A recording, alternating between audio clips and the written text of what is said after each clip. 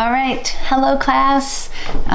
Good to see you again. This is the lecture on people that have severe or multiple challenges.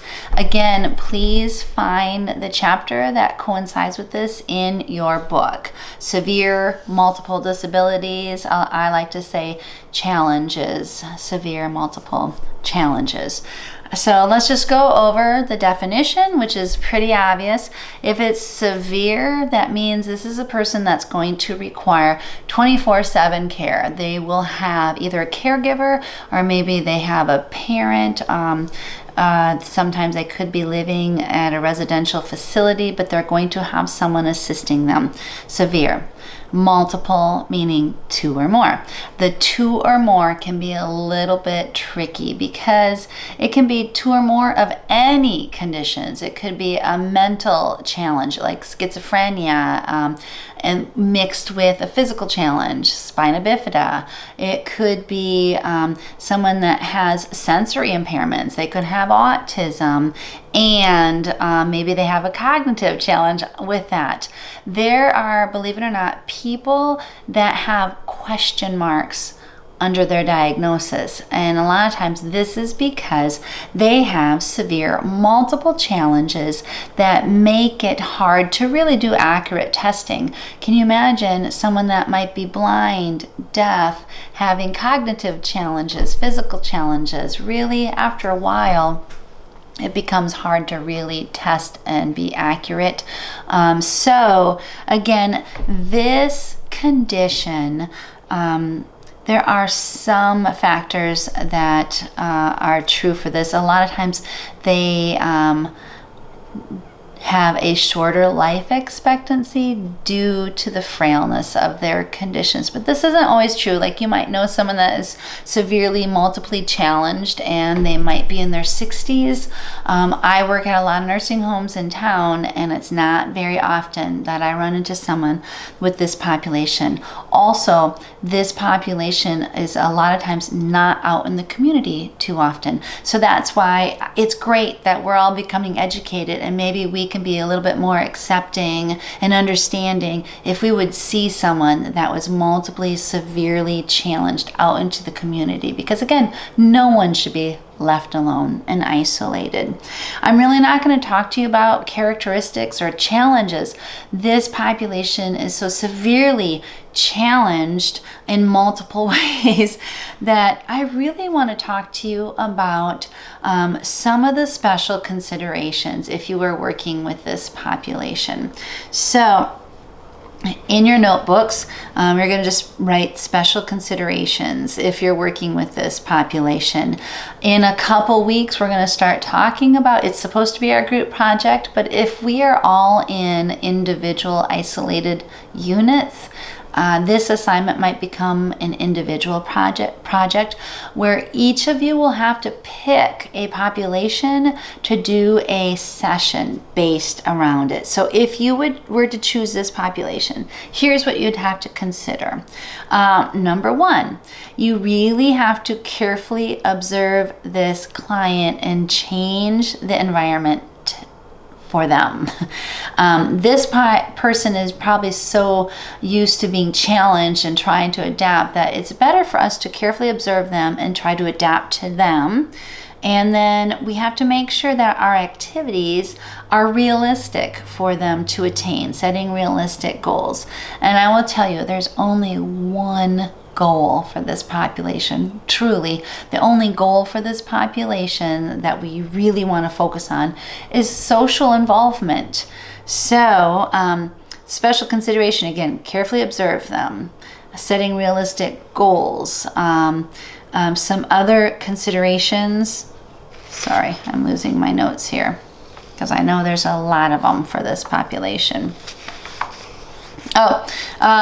Again, I wish we could have had class, because this is a class period that everyone in class is assigned a challenge, a physical challenge or a mental challenge. So for a whole class period, generally I have students that are blind, some are hearing impaired, some of them have cerebral palsy, some of them are paralyzed, some of them have had a stroke, some of them are dealing with Alzheimer's. It's an amazing class period. And then I'll have one student who's role-playing multiply challenged, severely challenged, and that would be the student that is going to be role-playing someone that is paralyzed from the neck down, not able to move, just their head. And in this class time, we have lecture. Students are taking notes if they can. And there's also group involvement. We do some music activities, we do some games, and then we do a problem solving. It's an amazing class. So anyways, the person that is role playing, the paraplegic, a lot of times other students actually don't know how to involve them. And so that's why we carefully observe them. We adapt to them. We also have to treat this person with dignity and respect, which, yeah, we should treat everyone with dignity and respect. But a lot of times, this is the population that we don't even look them in the eye when we're talking to them. We talk to their caregiver, or we talk to their family members rather than speaking directly to them. And if we were having that class where we were all role playing, you would see this happens, where students, the person that's role-playing the paraplegic, the students in the class will actually stop calling them by their first name and refer to them as he or she, and a lot of times will speak around that person as if they can't talk, but they can. So again, treating clients with dignity and respect, give them time to process, and always adapt to them. For music therapists, we have to adapt our instruments to them. I do want to share a story about a client that I had, two stories. One is I had a music therapist who was working at Turnstone, and she had one little boy that was severely challenged. And he was 5 years old. He was in a wheelchair that he reclined back because he couldn't sit up because his organs would crush and sit on each other wrong. He could not move his body. It was laying down, could not speak. He could see, and he had like bags, dialysis bags, all this stuff on his chair. The student took about 8 weeks. She had to figure out what can he do. Because as soon as you can figure out what someone can do, you make sure they get to do that every session for their social involvement. So this student had said, I know what he can do. He can make choices. That's pretty huge. She was holding up a picture. Old MacDonald had a farm. Was on that farm he had a donkey or a cat, and she was asking this little boy to look at the animal he chose. Was it donkey or cat? It seemed like he picked this, donkey. All right, so she got new signs. Old MacDonald had a cat, dog. Look with your eyes.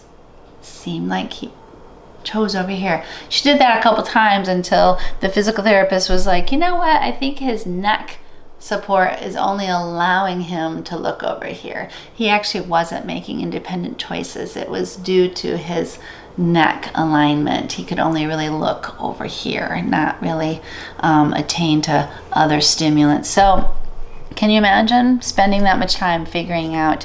The other story I want to share, though, was also at Turnstone, and it was on a woman that had cerebral palsy. She was in a wheelchair. She could not speak, and she was very spastic with her movement, but she could smile, and she could extend her arm. It took some time, but we attached a mallet, a drum mallet, Velcroed it because she didn't even have the grasping ability to hold a mallet. And we put a hi-hat, so a part of the drum set. You can raise and lower it. We put it down to like the height of her wheelchair. And at the end of every song, she was in a session with people that were new to having strokes. So all these people were new to having physical challenges. And this client that I'm talking about had had this since birth. She was used to this. She'd had this. And so they were new. So the people with strokes kind of looked at her thinking, oh my gosh, we have so much more ability, which was great for the group. But it was also good for her to be in a group. So her role was they had to do exercises.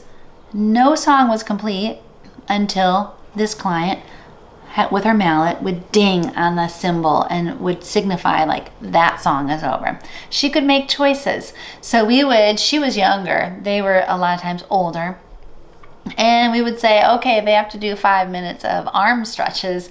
Are they going to listen to hip hop music or country? And she would choose hip hop. Or we'd be like, ska, or, we'd throw some doozies out there, opera. And not that anything's wrong with opera, but opera isn't really conducive so much for exercises. But anyways, she had a sense of humor, and she would just light up and smile, and she'd make her choices, and she was in charge of the session.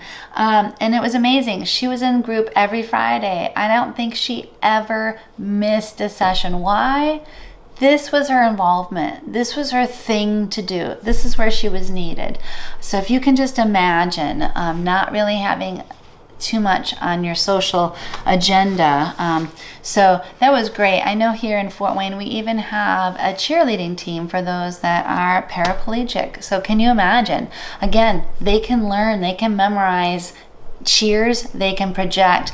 A lot of times they might have parents that are bringing them out for halftime, and they've got their wheelchairs all decorated. They've got balloons, they've got banners, and they've got cheers, and they are cheerleaders. So again, we all need to be socially involved. So that's all I'm going to mention today for this population, severe multiple challenges. If you see this person out in the community, again, kind of go through that list, making eye contact, talking to them by name, setting realistic expectation, give them time to process.